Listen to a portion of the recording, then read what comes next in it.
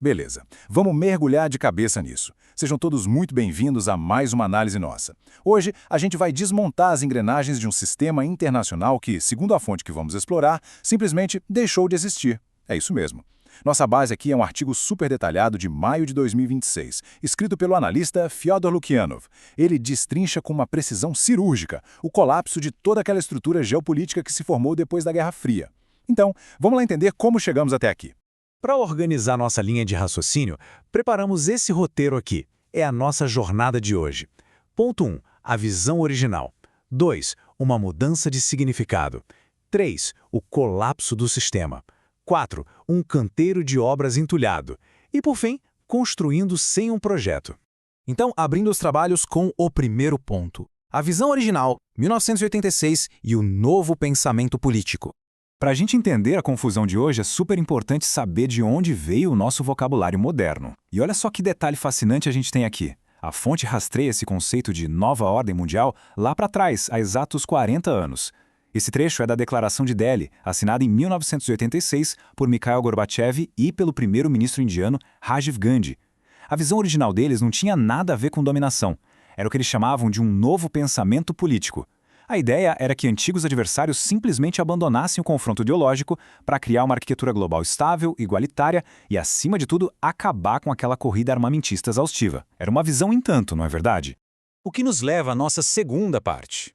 Uma mudança de significado.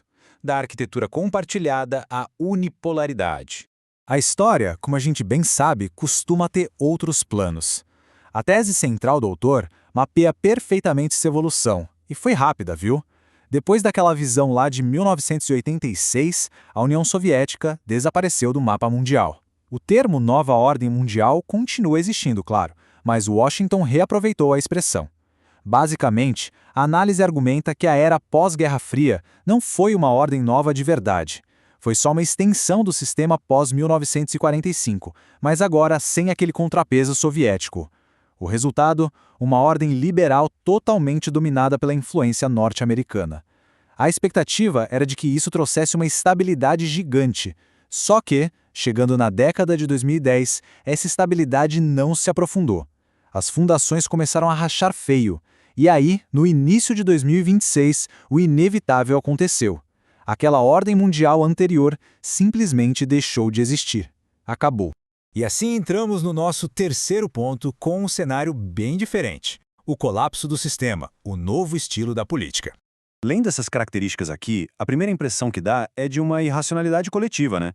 Decisões totalmente impulsivas, governos que agem primeiro e pensam nos detalhes depois, leis antigas sendo ignoradas, declarações que contradizem o que foi dito ontem. Isso ilustra de forma brilhante o ponto do autor. Isso não é loucura, é um cálculo extremamente frio. Acontece que as antigas amarras desmoronaram, então os atores políticos enxergam isso como uma oportunidade histórica. É uma pressa deliberada para garantir a maior vantagem possível agora, agarrando o que der antes que o cenário global endureça e novas regras sejam impostas. É quase uma corrida do ouro geopolítica. E essa corrida provocou uma redistribuição de poder gigantesca que está rolando agora mesmo. E o mais impressionante, em várias frentes de batalhas simultâneas.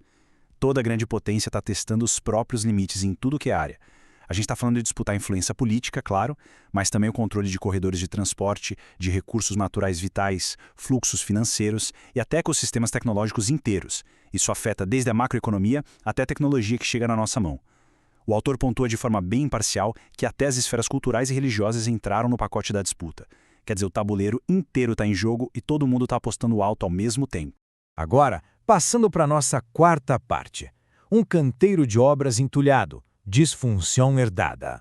O autor usa uma metáfora tridimensional aqui que é simplesmente genial para explicar por que essa transição atual é tão difícil de lidar. Imagina o seguinte, depois das grandes guerras mundiais do passado, o mundo era praticamente um terreno vazio. As velhas estruturas tinham sido varridas do mapa, então havia muito espaço para criar projetos inteiramente novos. Mas e a nossa era moderna? Bom, nós estamos tentando construir num canteiro de obras super entulhado. O sistema internacional atual está lotado de instituições e hábitos disfuncionais do passado. A ONU é citada como um baita exemplo disso. A autoridade dela diminuiu muito, mas as estruturas continuam lá ocupando espaço, como paredes velhas que os governos ainda usam quando convém, mas que se recusam a desaparecer.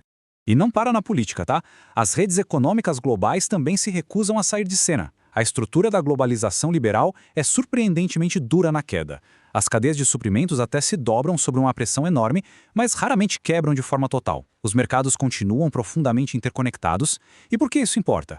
Porque cria uma frustração enorme para aquelas potências que tentam remodelar o sistema à força. Países que estão em um conflito direto pesado continuam fazendo negócios uns com os outros de forma indireta. O mundo está fragmentado na política, mas incrivelmente e teimosamente grudado na economia. O que nos traz a nossa quinta e última parte. Construindo sem um projeto, montando o futuro. Vamos avançar e ver como tudo isso se conecta no que a análise chama de dilema da matéria-prima. A grande dor de cabeça hoje é que para construir um novo arranjo internacional, só sobraram fragmentos totalmente incompatíveis. É literalmente como tentar montar um equipamento super complexo usando engrenagens de um relógio de bolso antigo com chips de um computador moderno. São peças de períodos históricos, sistemas ideológicos e modelos institucionais que simplesmente não conversam entre si. Alguns estados até estão tentando selecionar essas peças com cuidado, tentando achar o que encaixa, mas outros agem na força bruta, tentando martelar peças na marra. E o risco disso? Fragmentar o sistema global ainda mais.